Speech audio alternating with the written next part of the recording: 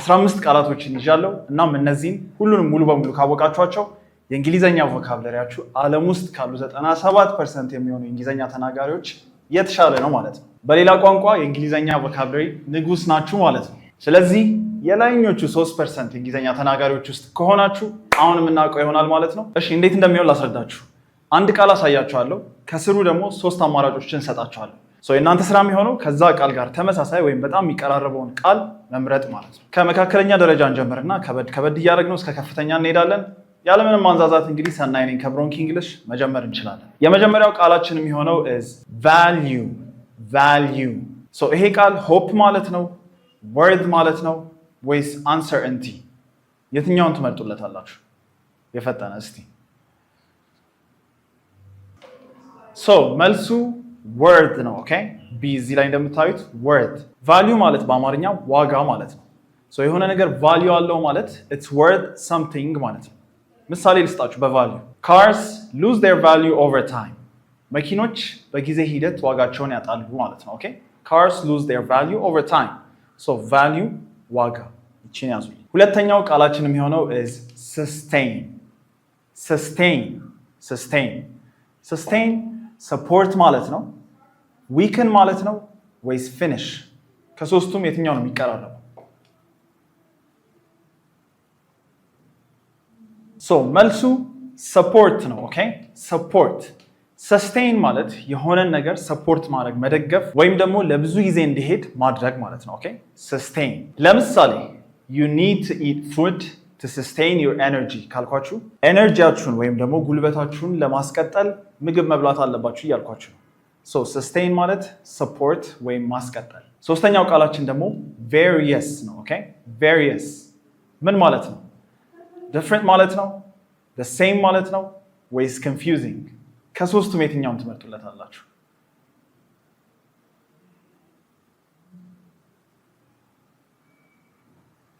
various ማለት የተለያየ ማለት ነው። ኦኬ ስለዚህ ከዚህ ውስጥ መልሱ different ይሆናል።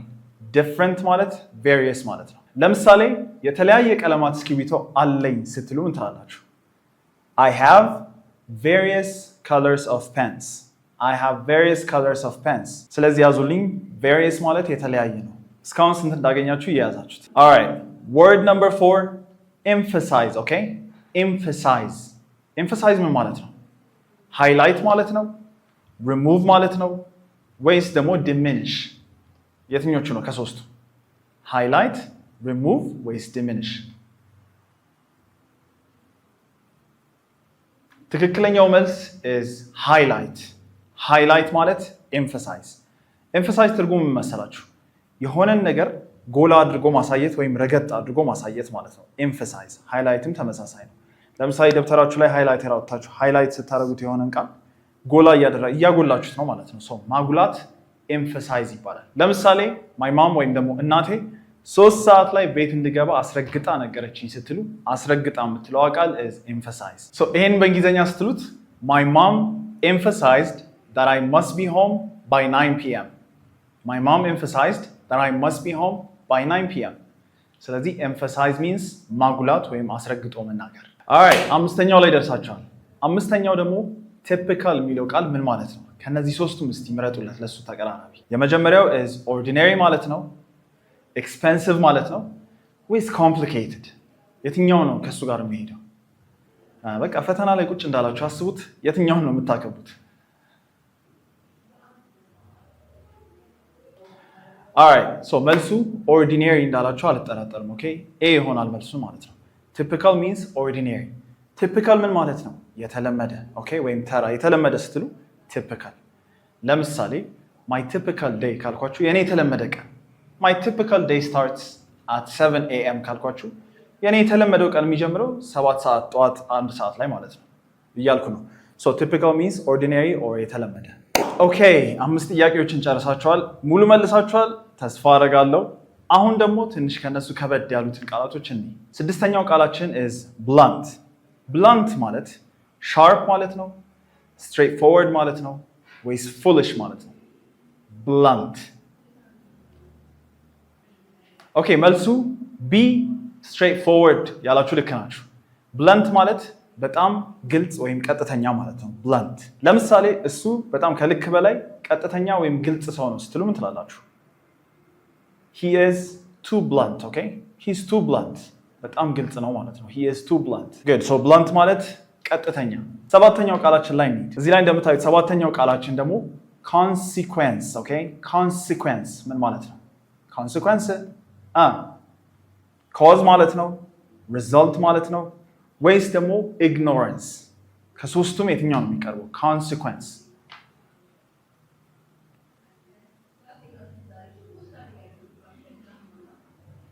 so consequence ማለት result ወይም ደግሞ መዘዝ ውጤት ማለት ነው የሆነ ነገር ውጤት consequence ይባላል ለምሳሌ ብዙ መዘዞች አሉት ስትሉ ለሆነ ነገር it has a lot of consequences it has a lot of consequences ስለዚህ consequence ውጤት ወይም መዘዝ በሚለው መያዝ ትችላላችሁ ትክክለኛው መልስ ደግሞ result ይሆናል ማለት ነው ስምንተኛው ቃል ላይ ደርሰናል ስምንተኛው ደግሞ strain ሰምታችሁ ታውቃላችሁ strain ምን ማለት ነው relax ማለት ነው look down on ማለት ነው ወይስ make a great effort ማለት ነው ከሶስቱም የትኛው ይሄዳል ከሱ ጋር strain ነው ቃሉ ኦኬ እሷን ከመመለሳችሁ በፊት ግን እንደዚህ አይነት የእንግሊዘኛ ቪዲዮዎችን ዩቲዩብ ቪዲዮዎች ማየት በጣም ቆንጆ ነው አልቃወምም ነገር ግን ትክክለኛ የሆነ ለውጥ ማየት ከፈለጋችሁ አፋችሁን ማንቀሳቀስና ማሰራት መጀመር አለባችሁ እሱን ለማድረግ ደግሞ ብሮንክ እንግሊሽ ሰሚት አካባቢ አዲስ ትምህርት ቤት አዲስ ቅርንጫፍ ከፍተንላችኋል እንደዛ ለሚመዘገቡ የመጀመሪያዎቹ 50 ተማሪዎች ደግሞ ከባድ የሆነ ቅናሽ አዘጋጅተናል ምን ማድረግ አለባችሁ መሰላችሁ ቴሌግራም ላይ እቺን ዩዘር ኔም ማስገብታችሁ የምታገኙትን አካውንት ላይ ሬጂስተር ብላችሁ ብቻ መልእክት ላኩልኝ ሙሉ መረጃውን ሰጥቼ እዛው ምዝገባ ጨርሳችሁ ቶሎ እንግሊዘኛችሁ ማሻሻል ትችላላችሁ now strain ምን ማለት ነው ከሶስቱም የትኛው መረጣችሁ እሺ ተጨማሪ ልስጣችሁ ጊዜ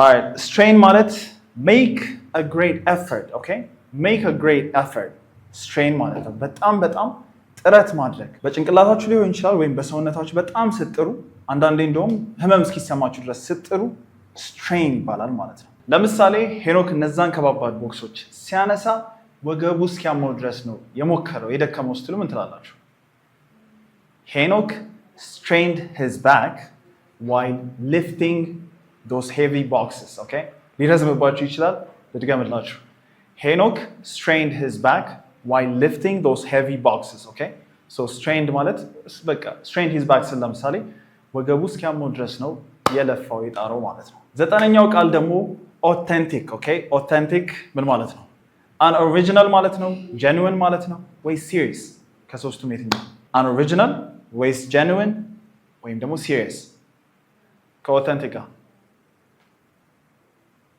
so መልሱ genuine ማለት ነው okay authentic ማለት እውነተኛ ወይም ትክክለኛ ስትሉ original ስትሉ authentic ትላላችሁ እውነተኛ ወይም ትክክለኛ authentic genuineም ተመሳሳይ ነው so b ይሆናል መልሱ ለምሳሌ እውነተኛ የጣሊያን ምግብ ያቀርባሉ ስትሉ ምን ትላላችሁ እውነተኛ የጣሊያን ምግብ ነው የሚያቀርቡት they serve authentic Italian food okay they serve authentic Italian food so authentic ማለት እውነተኛ ማለት ነው ቀጥለን ደግሞ አስረኛ ቃላችን evolve okay evolve ምን ማለት ናት ካስታወሳችሁ ድሮ ባዮሎጂ ትምህርት ላይ evolution የሚል ተዛላላችሁ so evolve ግን ምን ማለት ነው ከሶስቱም ምረጡለት እስቲ remain the same ነው የምትመርጡለት change gradually ነው የምትመርጡለት ወይስ ደግሞ fall apart ከሶስቱም የትኛውን እንስጠው evolve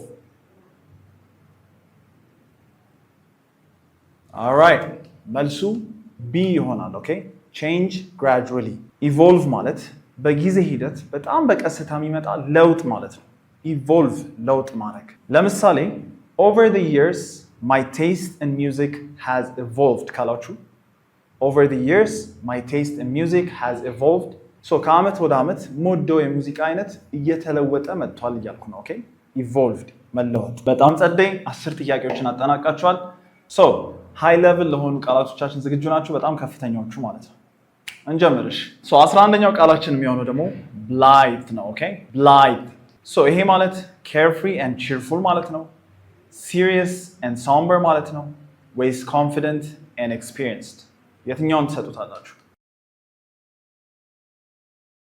so መልሱ a carefree and cheerful ነው blithe ማለት ግዴለሽ ማለት ነው okay እንደውም ግዴለሽ መሆን በሌለባቸው ሰዓት ላይ ግዴለሽ የሚሆኑ ሰዎች ምንም ደንታ የሌላቸው ብላይት ይባላል። ለምሳሌ ሜሪ በግዴለሽነት ብሯን አጠፋች ስትሉ ሜሪ ስፔንት ሄር ማኒ ብላይትሊ ትላላችሁ። ኦኬ በግዴለሽነት ስትሉ ደግሞ ብላይትሊ ትላላችሁ። ኦልራይት 12ኛው ቃላችን ደግሞ ambiguous ነው። ኦኬ ambiguous ምን ማለት ነው? ይሄ ማለት identical ማለት ነው ወይም identical overworked and exhausted ማለት ነው ወይስ open to more than one interpretation ማለት ነው? የትኛው ነው የሚያስኬደው? ambiguous so መልሱ open to more than one interpretation ማለት ነው። ኦኬ ambiguous ማለት አሻሚ ወይም ግልጽ ያልሆነ ማለት ነው። so አሻሚ ስትሉ ambiguous open to more than one interpretation ከአንድ በላይ ትርጉም ሊሰጠው የሚችል ነገር ማለት ነው። ለምሳሌ የሱ መልስ በጣም አሻሚ ነበረ ስትሉ his answer was very ambiguous ኦኬ so ውጤታችሁን እየያዛችሁ ነው ብዬ ተስፋ አደርጋለሁ። እስካሁን ጥሩ ከመጣችሁ በጣም አሪፍ፣ ግን ብዙ ነገር ከሳታችሁ it's okay እኛ ለእናንተ ስልጠና ለመስጠት ዝግጁ ነን። ሶ ብሮንክ እንግሊሽ ሰሚት ፍየል ቤት አካባቢ አዲስ ብራንች ስለከፈተን እዚህ ላይ በምታዩ ስልክ ቁጥር እየደወላችሁ ወዲያው ተመዝግባችሁ የእንግሊዝኛ ስልጠናችሁን በተለይ ስፒኪንጋችሁ ላይ መስራት ትችላላችሁ ማለት ነው። ኤንድ እንደምታውቁት የመጀመሪያዎቹ 50 ተመዝጋቢዎች ደግሞ ከበድ ያለ ቅናሽ ይጠብቃችኋል። ኤንድ እነዚህን 50 ተማሪዎች ከሞላን በኋላ ዋጋው ወይም ክፍያው ወደ ነበረበት ከፍ ይላል ይጨምራል ማለት ነው። 13ኛው ቃላችን ደግሞ facilitate ነው። ኦኬ facilitate make longer ማለት ነው፣ make easier ማለት ነው ወይስ make stronger? facilitate so መልሱ make easier ማለት ነው። ኦኬ facilitate ማለት make easier ወይም ደግሞ በአማርኛ ስታመጡት ማሳለጥ ማለት ነው። facilitate ማለት ማሳለጥ ወይም ነገሮችን ማመቻቸት። so ለምሳሌ ቴክኖሎጂ ስራን ያሳልጣል ስትሉ ምን ትላላችሁ? technology facilitates work. Okay, technology facilitates work. So facilitate means make easier. 14ኛው ቃላችን ደግሞ ሰምታችሁት ካወቃችሁ succinct ነው። Okay, succinct. So succinct ማለት brief ማለት ነው፣ vague ማለት ነው ወይስ condescending? ከሶስቱም የትኛው ነው? brief, vague ወይስ condescending? የትኛውን ትመርጣላችሁ? 3 ሰከንድ አላችሁ። ሶ መልሱ ብሪፍ ይሆናል። ኦኬ ብሪፍ ካላችሁ ትክክል ናችሁ፣ ለራሳችሁ ራይት ትሰጣላችሁ፣ ትልቅ ራይት። ሶ ሰሲንክት ማለት አጭርና ግልጽ ማለት ነው። ኦኬ ወይም ብሪፍ ኤንድ ክሊር፣ አጭርና ግልጽ ሰሲንክት ይባላል። ለምሳሌ ለኔ እባክህን ኢሜልህን አጭርና ግልጽ አድርገው ስትሉኝ ፕሊዝ ኪፕ ዩር ኢሜል ሰሲንክት። ኦኬ ፕሊዝ ኪፕ ዩር ኢሜል ሰሲንክት፣ አጭርና ግልጽ። 15ኛው ቃላችን ደግሞ የሚሆነው እሺው ነው። ኦኬ እሺው ሶ እሺው ማለት ምን ማለት ነው? አንዱ ማለት ነው፣ አቮይድ ማለት ነው ወይስ ፕሮሞት ማለት ነው? የትኛውን ትወስዱለታላችሁ? እሺው ሶ መልሱ ቢ አቮይድ ማለት ነው። ኦኬ ሶ እሺው ማለት የሆነን ነገር ሆን ብላችሁ ከህይወታችሁ ስታስወጡ ወይም ስታስወግዱ ወይም ደግሞ ስትተዉ እሺው አረጋችሁ ይባላል ማለት ነው። ለምሳሌ እሷ ጣፋጭ ነገሮችን ለማቆም ወሰነች ስትሉ she decided to eschew sweets. so ሁሉንም 15ቱንም አወቃችኋቸው? ካወቃችኋቸው በጣም ጸደይ፣ that's amazing። ውጤታችሁን ኮመንት ላይ ታሳውቁኛላችሁ ብዬ ተስፋ አደርጋለሁ። ምንም ያክል ውጤት ብታገኙ ግን በራሳችሁ መኩራት አለባችሁ። because እንግሊዘኛችሁን ለማሻሻል ነው እዚህ ቪዲዮ ነክታችሁ እስካሁን ድረስ የተከታተላችሁት ማለት ነው። ስለዚህ እንደዚህ አይነት ቪዲዮዎችን መስራት እንድቀጥል ደግሞ ከስር ሰብስክራይብ ማድረግ እንዳትረሱ። ይህን ቪዲዮም ደግሞ ላይክ ግጩኝ። ኔክስት እስክንገናኝ ድረስ ቴክ ኬር።